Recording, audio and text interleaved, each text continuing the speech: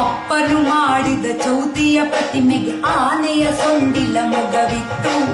ಅಪ್ಪನು ಮಾಡಿದ ಚೌತಿಯ ಪ್ರತಿಮೆಗೆ ಆನೆಯ ಸೊಂಡಿಲ ಮೊಗವಿತ್ತು.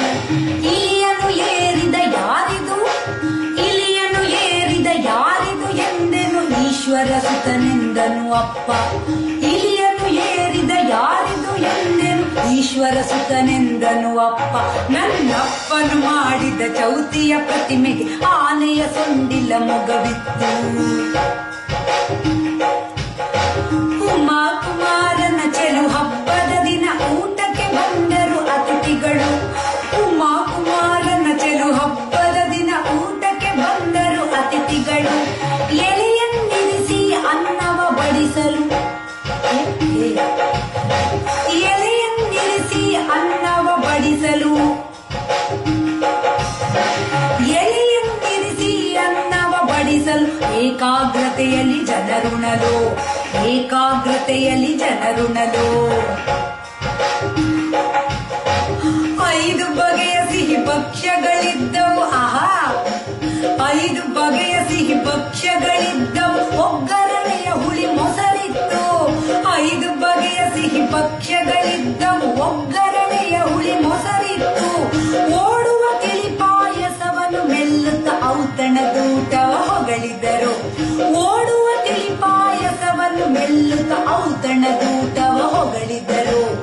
ಔತಣದೂಟವ ಹೊಗಳಿದರು. ಔತಣದೂಟವ ಹೊಗಳಿದರು.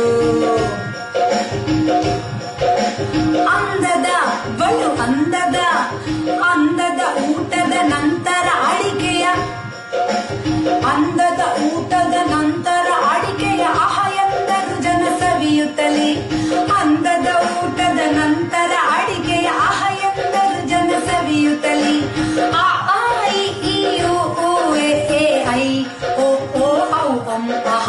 ಆ ಐ ಈ ಓ ಎ ಐ ಓ ಓ ಔ ಅಂ ಅಹ. ಆ ಐ ಈ ಓ ಎ ಐ ಓ ಓ ಔ ಅಂ ಅಹ. ಗಂ ಗಣಪತಯೇ ನಮಃ, ಗಂ ಗಣಪತಯೇ ನಮಃ.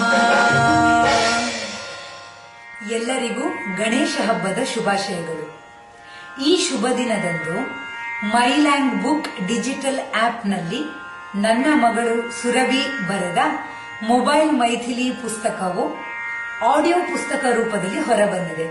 ಅಂದ್ರೆ ಆ ಪುಸ್ತಕದಲ್ಲಿರುವ ಎಲ್ಲ ಪುಟ್ಟ ಪುಟ್ಟ ಕಥೆಗಳನ್ನು ನೀವು ನನ್ನ ಮತ್ತು ಸುರಭಿಯ ಧ್ವನಿಯಲ್ಲಿ ಕೇಳಬಹುದು.